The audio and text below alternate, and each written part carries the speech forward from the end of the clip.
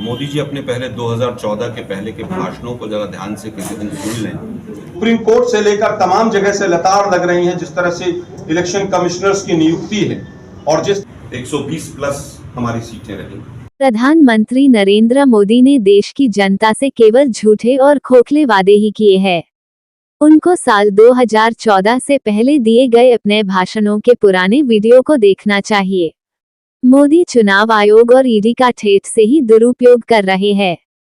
Court के आदेश का भी उन पर कोई असर नहीं हो रहा है और उनमें दम है तो राजस्थान में सीएम का चेहरा घोषित करना चाहिए या भाजपा का बहुमत आने पर उनको राजस्थान का मुख्यमंत्री बनने की घोषणा करनी चाहिए।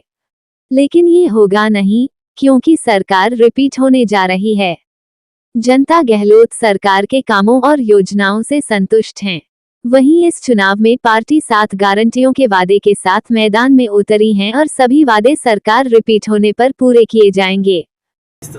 मोदी जी अपने पहले 2014 के पहले के भाषणों को जरा ध्यान से किसी दिन सुन लें, कौन कौन से भाषण उन्होंने दिए थे, और उसके बाद राजस्थान में आकर गारंटी देने का काम करें तो बेहतर रहेगा। उन्होंने इसी तरह से कर्नाटक और हिमाचल में भी अभी पिछले साल ही गारंटियां दी थी। उनकी गारंटियों पर कोई भरोसा नहीं है, क्योंकि अब तो आरएसएस भी कहने लगी है ऑर्गेनाइजर में कि मोदी जी के नाम पर चुनाव नहीं लड़ा जा सकता।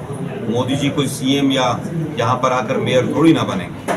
मोदी जी देश के प्रधानमंत्री हैं, जो उनके काम हैं उन पर बताएं। 35 रुपए का डॉलर और 35 रुपए का पेट्रोल देश की जनता को कब मिलेगा? ये बात सोमवार को उदयपुर में अखिल भारतीय कांग्रेस कमेटी के राष्ट्रीय प्रवक्ता आलोक शर्मा ने मीडिया से के सामने कही है।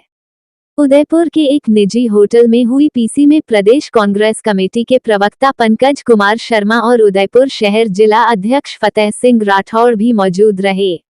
मीडिया को संबोधित करते हुए कांग्रेस पार्टी के राष्ट्रीय प्रवक्ता आलोक शर्मा ने जो कुछ कहा और मीडिया के सवालों का क्या जवाब दिया, वह भी सुनिए।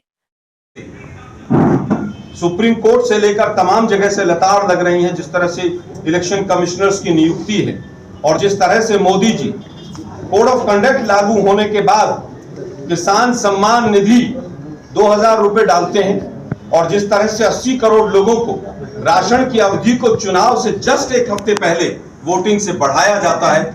इलेक्शन कमीशन को संज्ञान लेना चाहिए कि वो एक स्वतंत्र संस्था है और वो स्वतंत्र की तरह देश में दिखाई भी दे।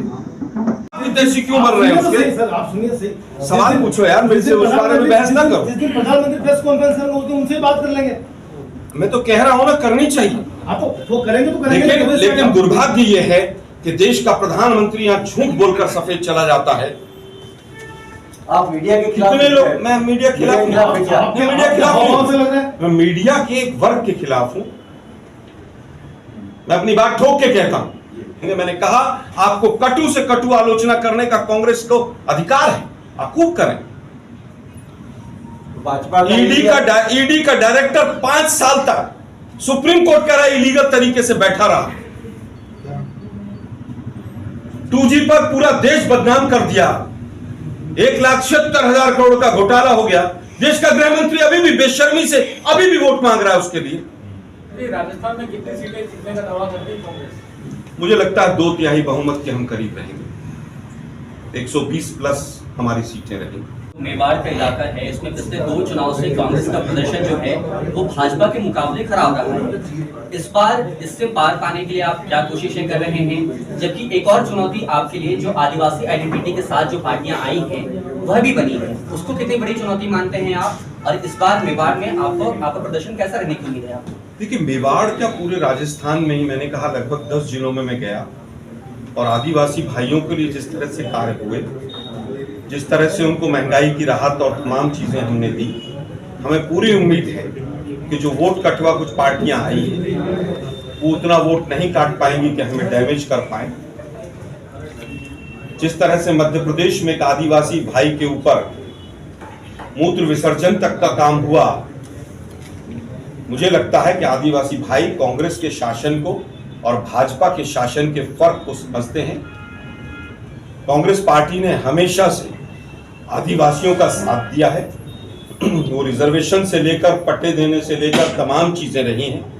हमें पूरी उम्मीद है कि आदिवासी भाइयों का राजस्थान में पूरा आशीर्वाद मिलेगा। और मैं आलोक जी, जो 7 गारंटियां हैं उसमें से एक जो गृह लक्ष्मी योजना है उसकी राशि जो है मध्य प्रदेश में 18,000 रुपये प्रति साल है, तेलंगाना में और कर्नाटक में उसकी राशि इससे कहीं ज़्यादा है। लोग ये सवाल पूछ रहे हैं कि आखिर राजस्थान की महिलाओं के साथ कांग्रेस ये भेदभाव क्यों करना चाहती है? देखिए, मुझे लगता है कि हर राज्य की अपनी इकोनॉमी अलग है। कर्नाटक एक पहले से ही डेवलप्ड स्टेट रहा है।